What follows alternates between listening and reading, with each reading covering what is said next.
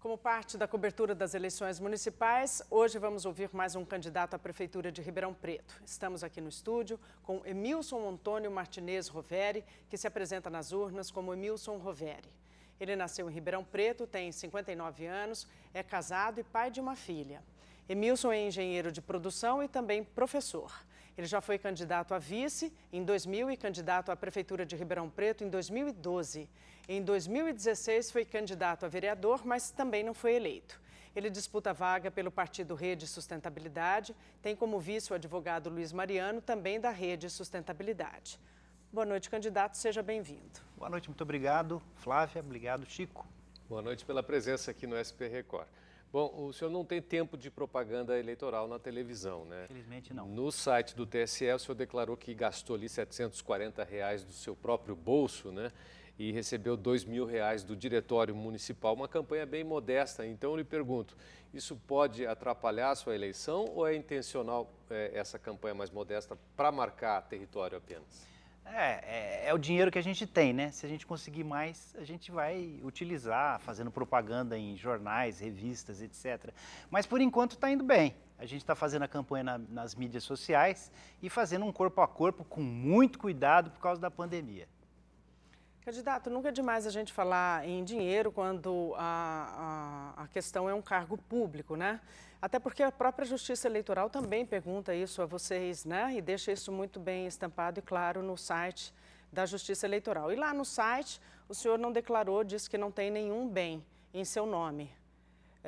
Não, eu acho que houve engano, Flávio. Tem sim, eu tenho um apartamento de R$65 mil. Então foi um engano da nossa produção, porque na pesquisa da nossa produção disse que não havia nenhum bem em seu nome e eu ia justamente lhe perguntar isso. Deve ter alguma coisa assim. Deve ter esse apartamento, que é o que eu tenho.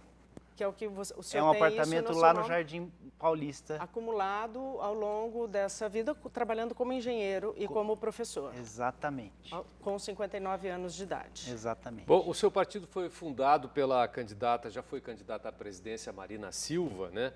Um partido ligado às causas ambientais. A gente viu aqui no seu plano de governo que o senhor também fala em acabar com a falta de água crônica em Ribeirão Preto e diminuir a retirada do aquífero Guarani. Como fazer isso, diminuir a retirada, se hoje toda a captação é feita de poços? O Chico, a gente precisa pensar seriamente em captar a água do Rio Pardo.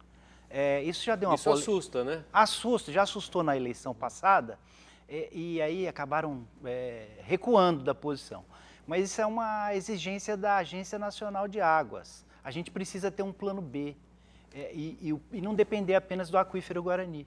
Imagina se há uma contaminação do aquífero Guarani por algum motivo, Ribeirão Preto fica sem água, vai ter que comprar água mineral, como é que fica, né?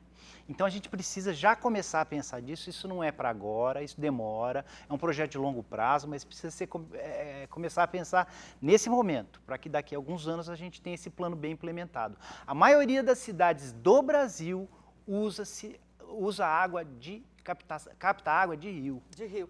Aí essa água captada do rio, candidato, seria usada para num plano B de uso, assim, não para uso lavar calçadas? Não, usar normalmente, Flávia, normalmente, não.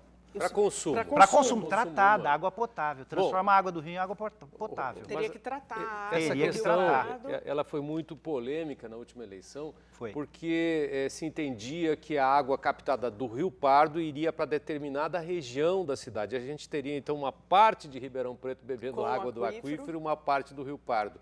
O seu plano, o senhor teria como projetar o consumo dessa água do Rio Pardo para toda a cidade ou seria dividido por região? Chico, a qualidade é a mesma da água. Então, por uma questão logística de distribuição da água, a gente ia ter que escolher alguns bairros mais próximos, certo? O que aconteceu... Ter a guerra da água, hein, candidato? Eu sei disso, mas a gente está disposto a enfrentar. Olha só, o que aconteceu na eleição passada foi um ataque populista extremo, que a gente não cabe mais esse tipo de ataque populista. A gente precisa ser racional para tomar nossas decisões. Tem uma ideia de um custo que esse tratamento envolveria? Flávia, não tenho ideia disso, isso é apenas uma suposição, né? Por enquanto é apenas uma recomendação, desculpa, da ANA, da Agência Nacional de Águas, e não tem ainda um custo disso. Com certeza, isso vai envolver verba federal. O principal objetivo é diminuir a captação do Guarani. Sim, já baixou 70 metros e baixa 1 metro por ano, segundo estudos de professores Carlos. Falar um pouquinho de pandemia, candidato, o que o senhor faria de diferente para enfrentamento da pandemia do que o atual governo fez?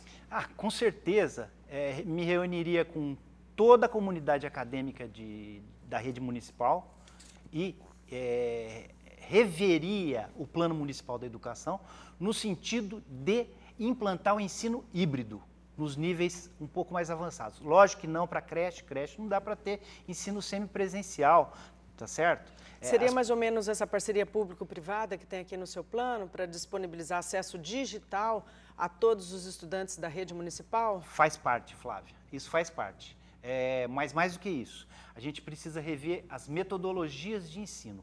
A gente precisa pensar em novas metodologias de ensino, metodologias ativas e não metodologias passivas, em que o aluno é apenas objeto do ensino.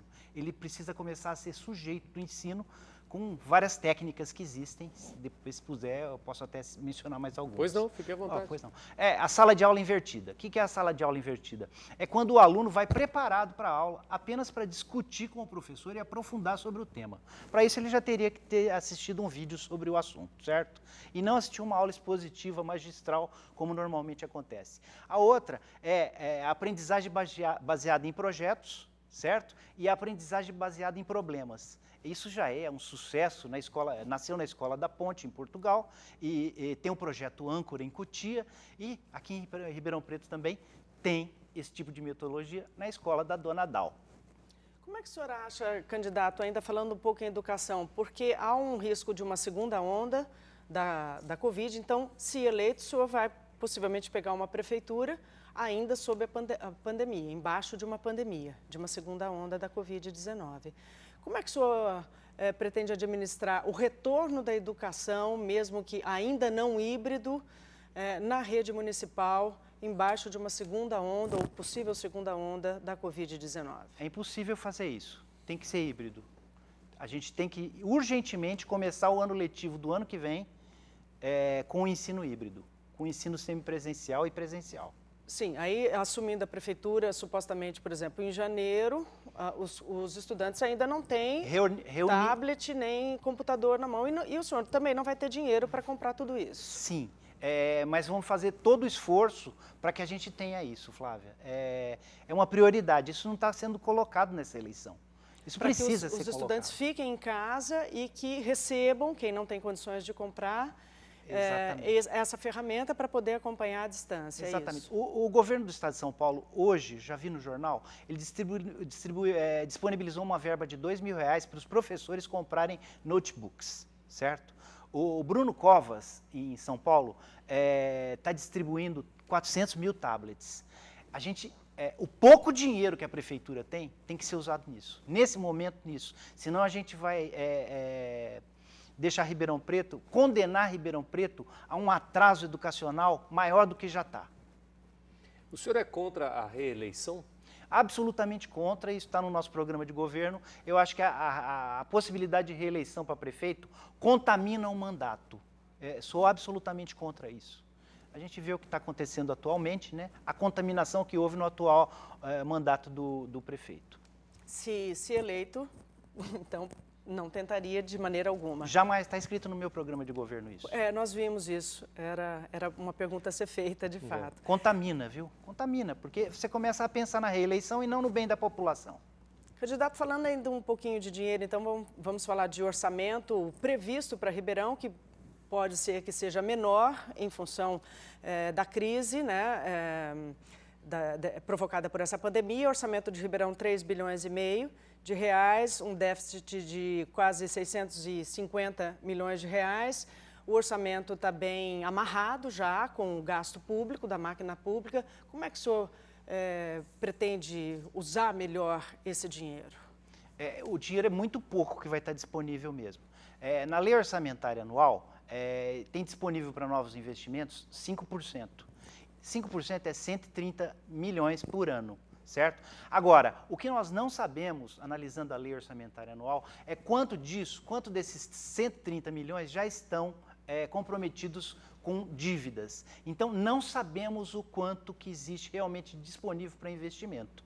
O que a gente vai fazer é priorizar o que houver de possibilidade de sobra lá. Quais seriam as suas prioridades? A prioridade é a educação, uma delas, certo? A outra é criar um programa de renda básica municipal utilizando moeda digital, que a gente resolveu chamar de REB, para atingir 30 mil pessoas em extrema vulnerabilidade, dando R$30 para cada uma. Mais explicação sobre isso tem no meu site. É um pouco demorado, mas eu acho que vale a pena ver essa ideia.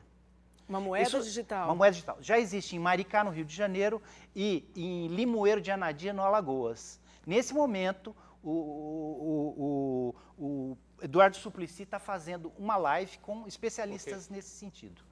O tempo acabou. Obrigada, candidato, pela participação. Obrigado.